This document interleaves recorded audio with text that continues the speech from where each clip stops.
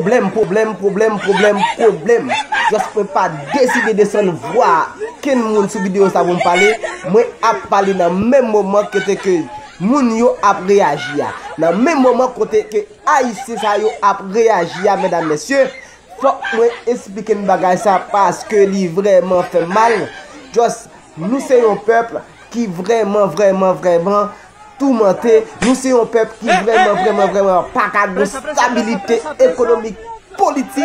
De toute façon, côté nous, il faut que nous humilier. Alors que c'est ça qui est plus grave là. Nous ça n'a gardé là, c'est des jeunes qui quittent le Brésil, qui quittent le Chili, qui prennent route là pour arriver aux États-Unis parce qu'ils ont entendu Joe Biden prend pouvoir. Joe Biden prend libérer pour que tout Haïtien entre aux États-Unis. Ils ont quitté le Brésil et Chili sans réfléchir, sans attendre, sans aucune planification. Pour que yo prennent route là alors que mes gouvernements Pérou bloqué.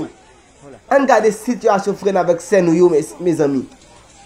Just ça fait me sentir que pas de moun, pas de haïtien qui bien l'aile par la Kaili. Just tout ça sorti exactement dans conditions politiques senti que nous avons fait dans le pays.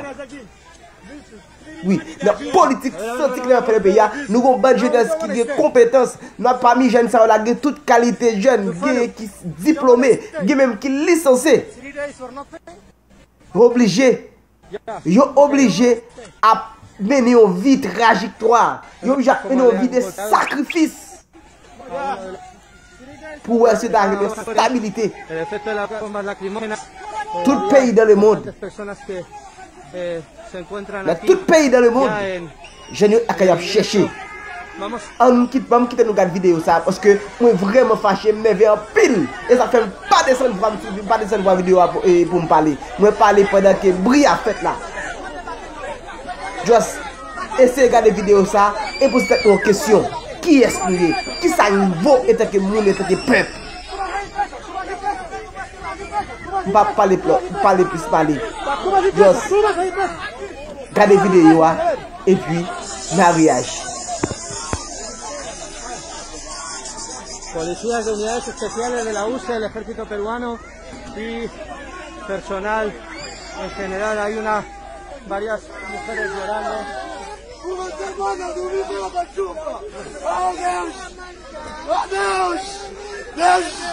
¡Deus de justicia! ¡Oh, Deus! ¡Ayuda! ¡Lluvia fora! ¡Chuva! ¡Mujeres da luz! ¡Estamos com fé!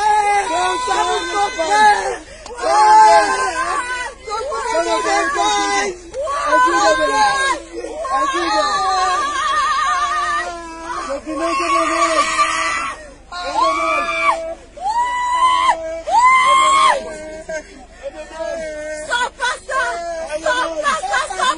por favor! Você não tem coração! Você tem sem comer, sem dormir! Chuva, muita chuva!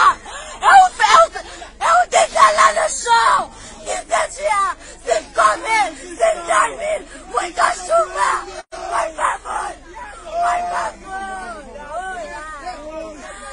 favor! Você não tem coração! Você não tem coração!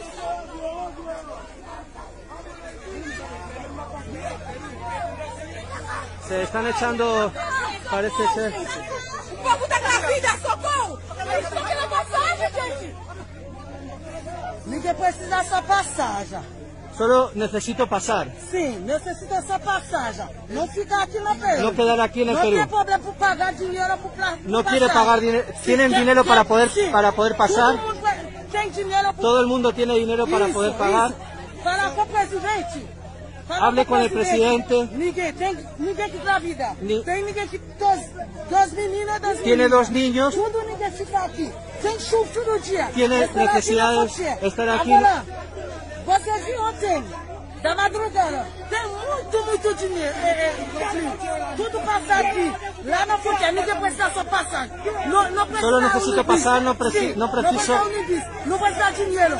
No necesito dinero, no necesito comida, no necesito nada. No precisa comida, no precisa nada. ¿De dónde proceden ustedes? ¿De dónde? ¿Desde dónde? No. ¿Desde dónde? ¿De qué zona de Brasil? Sí. ¿De qué zona? ¿De qué lugar? Sí. ¿Cuál? Tem 400 pessoas. No, 400 personas. ¿De dónde viene usted? ¿De dónde procede? Já demora muito, 15 dias. 15 días. 15 dias. Vamos lá tirar. Sur de Brasil, sur. Sí. ¿Dónde? Fica quieto. 15 dias. Ya, te han tardado 15 días y él tiene un mes. ¿Cómo está siendo la experiencia? Solo quiere pasar. Não só passar eu quero. Solo quiere pasar. Ninguém está grávida. No quiero enfocar a menores. No quiero enfocar a menores. Porque ela fazer aqui, ó. Só passar eu. Bueno, menores. Se están echando agua. Só passar eu, que não precisa nada. Só passar. No precisamos nada, no necesitamos nada, solo queremos pasar. Hay que pensar en la paz, hay que pensar en el bienestar general en la paz. Hay que cuidar a las mujeres y a los niños. Vamos, todos, vamos.